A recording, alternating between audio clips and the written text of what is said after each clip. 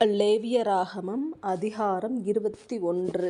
பின்பு கர்த்தர் மோசேயை நோக்கி, ஆரோனின் குமாரராகிய ஆசாரியர்களில் ஒருவனும் தன் ஜனத்தாரில் இறந்து போன யாதொருவருக்காக தங்களை தீட்டுப்படுத்தலாகாதென்று அவர்களோடே சொல். தன் தாயும் தன் தகப்பனும் தன் குமாரனும் தன் குமாரத்தியும் தன் சகோதரனும் புருஷனுக்கு வாழ்க்கைப்படாமல் தன்னிடத்தில் இருக்கிற கன்னியாஸ்திரியான தன் சகோதரியுமாகிய தனக்கு நெருங்கின இனமான இவர்களுடைய சாவுக்காக தீட்டுப்படலாம். தன் ஜனத்தாரில் பெரியவனாகிய அவன் வேறொருவருக்காகவும் தன்னை பரிசுத்த குலைச்சலாக்கி தீட்டுப்படுத்தலாகாது. அவர்கள் தங்கள் தலையை மொட்டையடிக்காமலும் தங்கள் தாடியின் ஓரங்களை சிரைத்து போடாமலும் தங்கள் தேகத்தை கீறிக்கொள்ளாமலும் இருப்பார்களாக.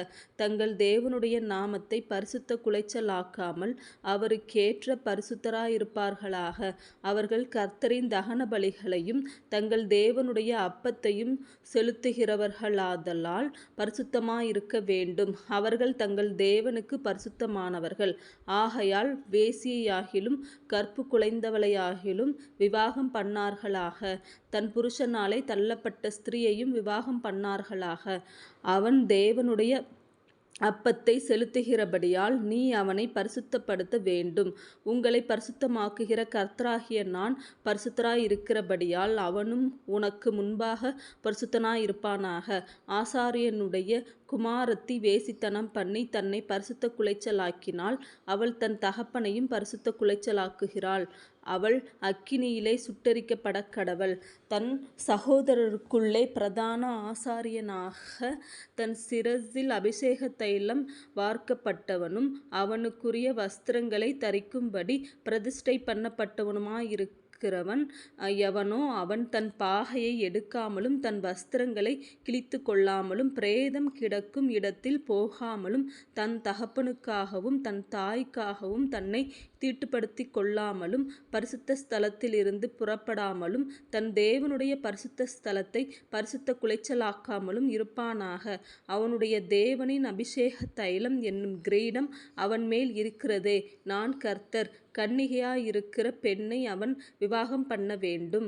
விதவையானாலும் தள்ளப்பட்டவளையானாலும் கற்பு குலைந்தவளையானாலும் வேசியையானாலும் விவாகம் பண்ணாமல் தன் ஜனங்களுக்குள்ளே கன்னிகையை விவாகம் பண்ண கடவன். அவன் தன் வித்தை தன் ஜனங்களுக்குள்ளே பரிசுத்த குலைச்சலாக்காமல் இருப்பானாக.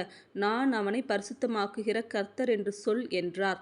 பின்னும் கர்த்தர் மோசேயை நோக்கி, நீ ஆரோனோடே சொல்ல வேண்டியது என்னவென்றால், உன் சன்னதியாருக்குள்ளே அங்கவீனமுள்ளவன் தலைமுறைதோறும் தேவனுடைய அப்பத்தை செலுத்தும்படி சேரலாகாது.